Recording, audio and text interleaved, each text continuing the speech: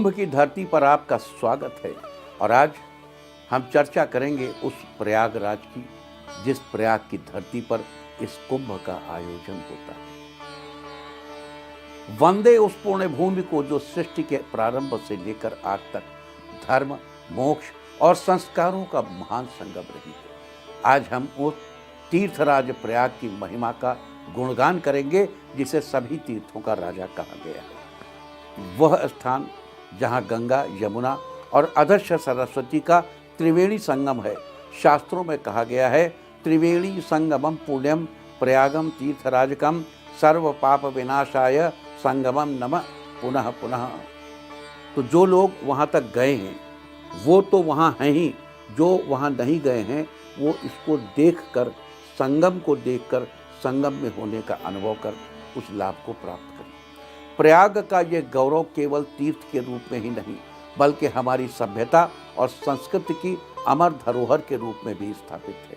स्कंद पुराण में लिखा है, सर्व यज्ञेषु श्रेष्ठम यज्ञम त्रिवेणी संगमे यत्र स्नानम तु मोक्षाय नमः तीर्थनायके। ऐसे तीर्थराज प्रयाग की महिमा को समझने के लिए हमें इसके इतिहास और पौराणिक महत्व में झांकना होगा। वाल्मीकि रामायण से लेकर महाभारत, ब्रह्म पुराण से लेकर मत्स्य पुराण तक प्रयाग को मोक्षदायिनी भूमि के रूप में पूजित किया गया है। आइए आज हम प्रयाग के इस दिव्य महात्म्य में डुबकी लगाएं और इसके इतिहास और पुराणों में वर्णित कथाओं और हमारे जीवन में उसकी प्रासंगिकता को समझें। प्रयाग को इसका ऐतिहासिक नाम, जो कि इसका ऐतिहासिक नाम है, कुछ ही समय पहले इसको ये नाम वापस मिला। भारतीय धर्मशास्त्र में लिखा है कि जो लोग सितासित गंगा और यमुना के संगम में स्नान करते हैं वो मोक्ष के अधिकारी हैं। कहा गया है, सितासिते सरिते यत्र संगमे तत्राप्लुतासौ दिव्यमुत्पतन्ति ये वै तन्वं विसृजन्ति धीरास्ते जनासो अमृतम भजन्ते। महाभारत काल के समकालीन या बाद में रचे गए पुराणों में प्रयाग को तीर्थराज की श्रेणी में मान्यता दी गई। प्रयाग उस समय भी वन क्षेत्र था। पुरुरवा उर्वशी का वृत्तांत के राजा पुरुरवा संगम से पूर्व में स्थित प्रतिष्ठान वर्तमान में झूसी के राजा थे। प्रयाग में नगर सभ्यता पुरुरवा के शासनकाल से पाई जाती है। पुरुरवा की माँ का नाम इला था और उनके वंश का नाम था आयल। मुगल कालीन इतिहासकार अबुल फजल ने लिखा है कि अकबर ने यहाँ एक किला बनवाया और 1575 में यहाँ की आबादी को इलाबास नाम दिया। स्कंद पुराण में प्रयाग के बारे में वर्णन है, प्रकृष्टम सर्वयज्ञेभ्यः प्रयागमिति कथ्यते त्रिवेणी संगमम तीर्थम वरेण्यम तीर्थनायकम। यानी सभी यज्ञों में सबसे श्रेष्ठ प्रकृष्ट स्थान को प्रयाग कहा गया। यहाँ त्रिवेणी संगम स्थित है जो गंगा, यमुना और सरस्वती का मिलन स्थल है। ये तीर्थ स्थान अत्यंत उत्तम, वरेण्य और तीर्थों का नायक यानी सर्वोच्च माना जाता है। वराह पुराण में प्रयाग की महत्ता बताते हुए लिखा गया कि ब्रह्मा ने जहाँ सैकड़ों यज्ञों से अधिक यज्ञों का संपादन किया उसे प्रयाग नाम दिया गया। यह स्थान सब प्रकार के पापों का विनाशक है। ब्रह्म क्षेत्र के रूप में यह क्षेत्र प्रयाग तीनों लोकों में प्रसिद्ध है। ब्रह्मणा यत्र चेष्टम ही क्रूतनाम न शतैरपि तत्प्रयागमिति ख्यातैः सर्व पाप प्रणाशनम। मत्स्य पुराण का श्लोक है, दर्शनात् तस्य तीर्थस्य नाम संकीर्तनादपि मृत्तिका कालंभनाद्वपि नरः पापात् प्रमुच्यते। अर्थात तीर्थराज प्रयाग के दर्शन, नाम संकीर्तन एवं मिट्टी के स्पर्श मात्र से पापों से छुटकारा मिल जाता है। मत्स्य पुराण में कहा गया है कि तथा सर्वेषु लोकेषु प्रयागम पूजयेत् बुधा पूज्यते तीर्थराजस्तु सत्यमेव युधिष्ठिरा।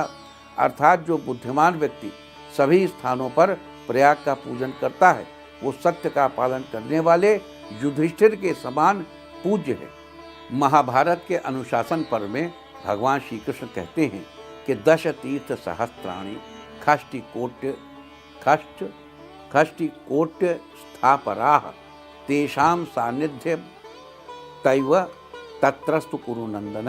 अर्थात पृथ्वी पर जितने भी तीर्थ और यज्ञ हैं उनमें से सभी का सामूहिक पुण्य त्रिवेणी संगम प्रयाग के पुण्य के बराबर नहीं हो सकता।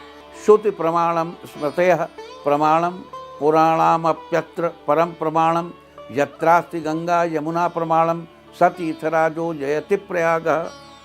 न यत्र योगाचरण प्रतीक्षा न यत्र यज्ञेष्टि विशिष्ट दीक्षा न तारक ज्ञान गुरोरपेक्षा न सतीर्थराजो जयति प्रयागः। चिरम निवासम न समीक्षते यो हृदु रचितः प्रददाति कामान यह कल्पितार्थांच ददाति पुंसाम तीर्थराजो जयति प्रयागः। यानी श्रुतियाँ, वेद, स्मृतियाँ, धर्म ग्रंथ, पुराण सभी प्रमाण माने जाते हैं, लेकिन जहाँ गंगा और यमुना प्रवाहित होती वो स्थान यानी प्रयाग सभी प्रमाणों से भी श्रेष्ठ प्रमाण है।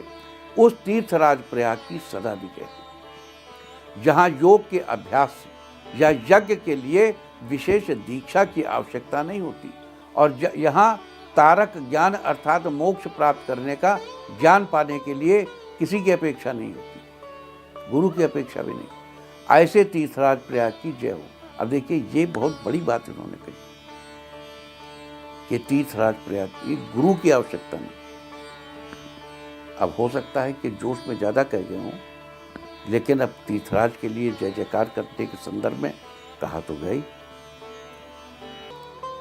तो अब देखो ये एक एग्जाम्पल है, ये कोई ऐसा एग्जाम्पल नहीं है जो हम मान लें कि इससे राम नाम से बंधन होता, ऐसा नहीं।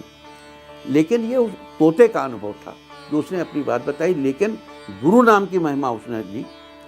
अब यहाँ भी कहते हैं कि गुरु गोविंद दो खड़े काके लागों पाए बलिहारी गुरु आपने जिन बताए, तो ऐसा तो गुरु की महिमा तो बड़ी कही गई।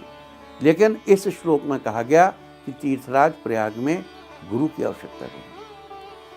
तो ये एक विशेष विचारणीय विषय है कि यहाँ पर सहज भाव से ही व्यक्ति परम तत्वों को प्राप्त कर लेता है। ये इस भूमि का प्रताप है, इस भूमि का प्रभाव है।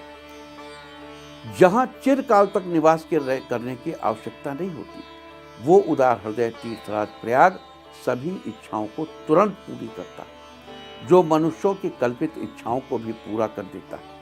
ऐसे तीर्थराज प्रयाग की जय। तो आज हमने उन तीर्थराज प्रयाग की महिमा का स्मरण किया, जिन्हें हमारे शास्त्रों, इतिहास और संस्कृति ने सदा सर्वोच्च स्थान प्रदान किया है। प्रयाग केवल एक तीर्थ नहीं बल्कि आध्यात्मिक चेतना और मोक्ष की भूमि है। शास्त्रों में प्रयाग के महत्व को दर्शाते हुए कहा गया है कि गंगा यमुना संयुक्तम त्रिवेणी संगमम शुभम स्नानम पाप प्रणाशाय मोक्षाय च महाफलम। अर्थात गंगा और यमुना के संगम पर किया गया स्नान सभी पापों का नाश करता है और मोक्ष प्रदान करता है। हमने देखा है कि कैसे ये भूमि यज्ञों, तपस्याओं और ऋषियों के त्याग की साक्षी रही। वाराह पुराण में कहा गया है, त्रैलोक्ये च शुभम तीर्थम पुण्य क्षेत्र प्रयागकम सर्वतीर्थानाम श्रेष्ठम पुण्यम पुण्य प्रदायकम। अर्थात तीनों लोकों में प्रयाग सबसे पवित्र और पुण्यदायी तीर्थ है, जो सभी तीर्थों में श्रेष्ठ है। इस तीर्थराज की महिमा केवल पौराणिक ग्रंथों तक सीमित नहीं है, बल्कि आज भी यहाँ आने वाले श्रद्धालु आत्मिक शांति और मोक्ष की अनुभूति करते हैं। तो इस तीर्थराज प्रयाग को प्रणाम।